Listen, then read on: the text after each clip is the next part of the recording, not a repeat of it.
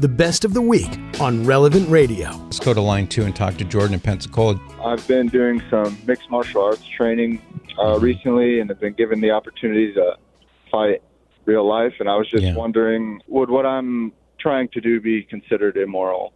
Well, I look at it this way. If you're engaging in a sport for the sake of the sport, it's a competitive sport, and there's no undue risk that you can harm your health, then I don't think that there's a moral problem there.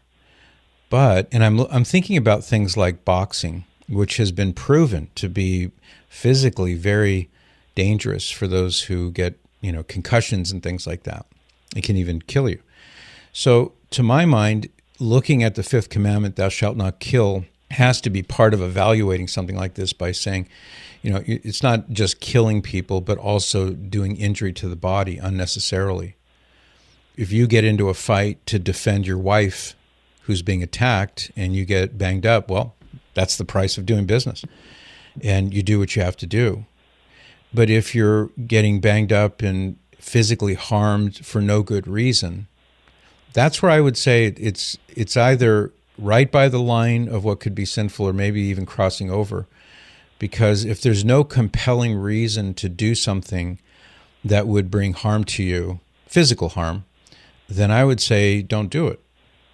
In a way, it's kind of like if you're in the Army Airborne or Special Forces in some other way and you have to take jump training, you have to do that because that's part of your job and it's necessary to do what those people do. But if you're just doing it for thrills, knowing that you maybe not probably will die, but there's a good chance that if something goes wrong, you would die, and there's no compelling reason for doing it other than you just want some kicks. I would say this is like base jumping and some of the other extreme sports like that.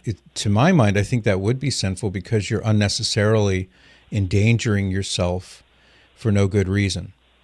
So if you're doing this sport, and this is just my opinion, I mean, others might disagree with me, but I'm trying to bring what is the church's what are her moral principles that we could apply here?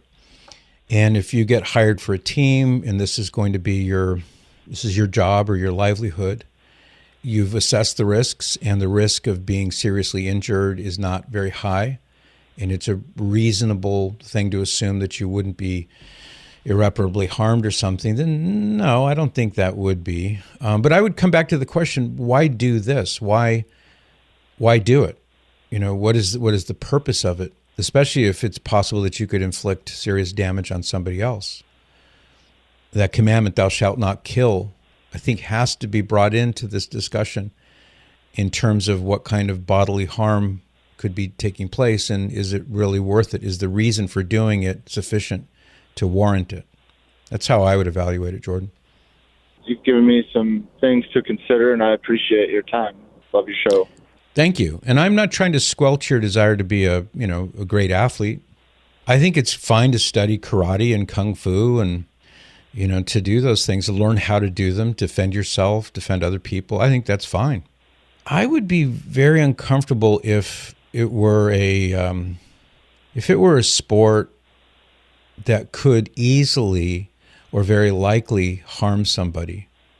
Now, look at poor Muhammad Ali and all of the physiological and mental degradation he underwent as a result of all his injuries, being hit in the head so many times. That's where I would be concerned. So just something to think about, Jordan. All right. Well, thank you, sir. Join me by listening to The Patrick Madrid Show on the Relevant Radio app, live each weekday at 8 to 11 a.m. And thanks for listening.